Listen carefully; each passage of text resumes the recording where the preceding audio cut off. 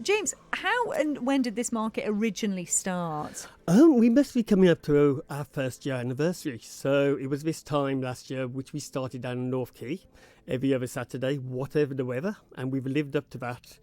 And it's been a fun and interesting year. The TT Foodies Village, or the Foodies Village throughout TT, was our second big initiative where we wanted to reach out, but also not just sell local produce and get people involved in speaking to the producers. We wanted to represent the best of the Isle of Man to all of our visitors from around the world. So we thought we'd throw food together, but add a little bit of crafts, a little bit of music, a little bit of this, and give some real good Manx hospitality. It's a multifunctional village, isn't it, really? And so what sort of traders have you had over the course of the past year? We've had a whole selection. So we've had some people who literally started from nowhere. We had a microgreens person. We have the Bee Federation came down, and we managed to sell so much honey that we emptied the honey lake for them last year, and we're still waiting for the summer for them to get another harvesting before they can join us again. Oh, fantastic. We've had fresh seafood, we've had bread, we have a lot of fresh produce during the summer. That's just coming on track. Later this year, we are hoping that the prison is going to come down with produce from their gardens. Oh, of course, yeah. They've got really good gardens up there, haven't they? Yeah. And they'll bring some of their inmates who are coming close to being released to come down and be part of it as well. So we always try to look at how we can help out the community as well.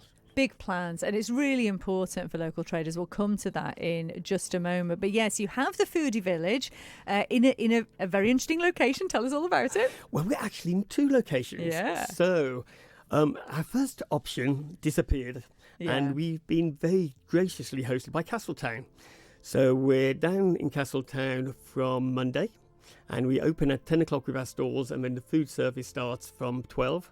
And we're there until people go home or don't carry on shopping. So we'll be there at least till 6 each evening. That's so good, because if people are busy during the day or elsewhere during the day, they can still get down there in time to get their local produce. Well, we're there all week, and actually we've got a lot of food service. So if you want to have a nice, chilled, relaxed atmosphere, a little bit away from the TT, come down to TT. We'll have a bit of music, bit of light, see the sea, and eat some great food. So there's a whole mix of stuff there, isn't there? And we'll come to the whole list shortly. But you have a second location as well now. And then we are disappearing a little further south. So we're going on down to Port Erin, and we're there for Port Erin TT Day. And then we're going to stay there for the rest of the week, and encourage as many people to come down again, come and eat food with us, meet the traders, but also support the local businesses down there by drawing more people down and getting them to stay in the area longer. So everybody wins, essentially. And speaking of meeting the traders, I'm going to meet one now, because we've got Andre here. Andre, tell us about your product. Right, I'm Andre from Lush Bakes.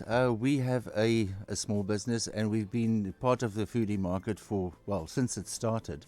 Lush Bakes is really a company that produces South African-inspired rusks. They're great for dunking in coffee and tea.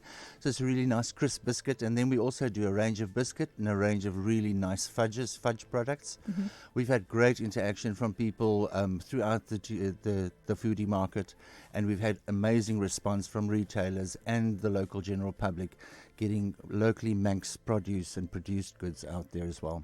And you'll have met, as you said, a number of the other traders as well. And what does it actually mean to you all to have this sort of availability?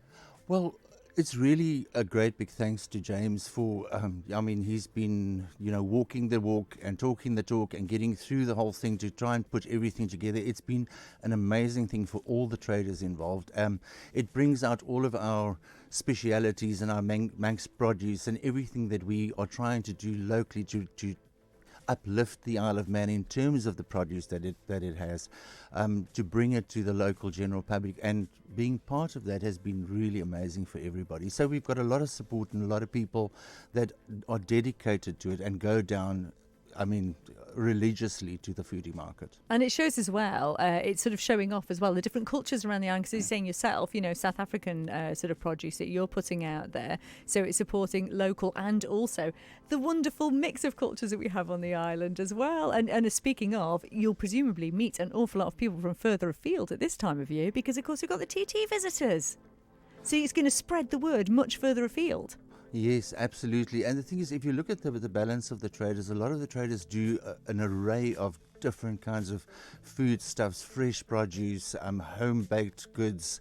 There's really a nice selection of stuff, and with the difference in produce, there's something for everybody to enjoy. Absolutely. Well, James, give us a bit of a flavour, pardon the pun, of what else we can see down at the Foodies Village. Well, I'll start with the food traders who are actually doing food service, because that really does show our diversity. We have Taste of Ukraine, which is a Ukrainian lady who raises money for charity and sends money back home. We have Tribe, African food, street food. We have Durban curries, South African. Some of the best curries I've ever had. Don't let them know that. We've got Manx lobster coming down and serving fresh lobster and crab. We've got Mrs. Jocks for a bit of square sausage. Now there's a woman with a following. Everyone loves her square sausage. And we have Tia Ollie's Tex-Mex. Real Texan, made to a local guy. Great food. I didn't even understand the menu when I saw it, but I can eat it all. It's educational as well then, isn't it? And it's not just about the food, is it? Because also you are promoting local music, as you said, and crafts as well. Yes, so we've got about 6 or 7 crafters. Unfortunately, because crafters is sort of not our core, our relationships are a little not less strong. So we lost a few of them. But we've got people who will do demonstrations. It's high quality. It's all stuff which really takes a skill and you can ask and learn from rather than just browse and shop. And on the music, we've had a call out and we've been going to the culture van to find some musicians. We've got quite a few. So we've got some pop, some folk, some acoustic, blues folk and all sorts of bits, some indie rock. But then we've even got Soundcheck coming down on Port Erin Day. So they're going to come down with some punk and heaven knows what. You've got superb young talent in Soundcheck. There's a lot of energy, Yeah. So, and it's a celebration of everything, really, isn't it? Well, we try to be.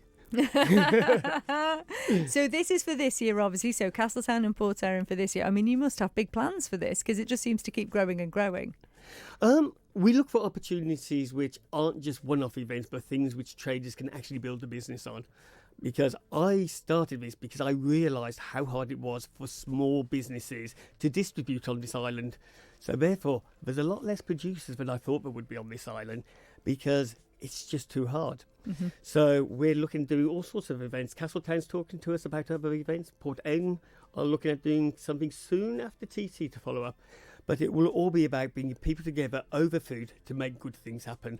Good things for our local economy, good things for the environment because we're not importing, good things for our traders, but just good for us as a whole because it's bringing us together and having a lot of fun over some great produce. Oh, well, it's going to be fabulous. So just remind us again, when and where, what are the times, what are the places when people can come down and see, meet all these traders and get some fabulous food and more? So Castletown from Monday next week, we're down there from 10 o'clock in Chapel Lane. And we will be there through till 6:30, maybe later, depending on the road closures. So you'll be able to find out on our Facebook page. We'll be updating. And also on Manx Radio, of course. We're doing updates every day. And then we're there until the Saturday. And on the Sunday, we move over to Port Erin, ready for Port Erin Day on the Monday. And then we're there right through to the following Saturday.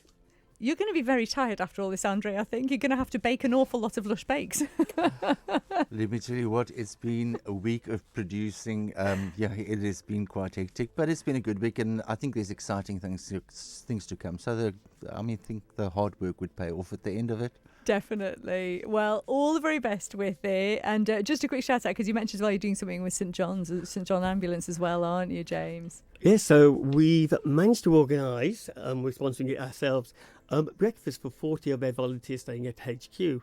But also on Port Erin Day, we are hosting their thank you for the volunteers.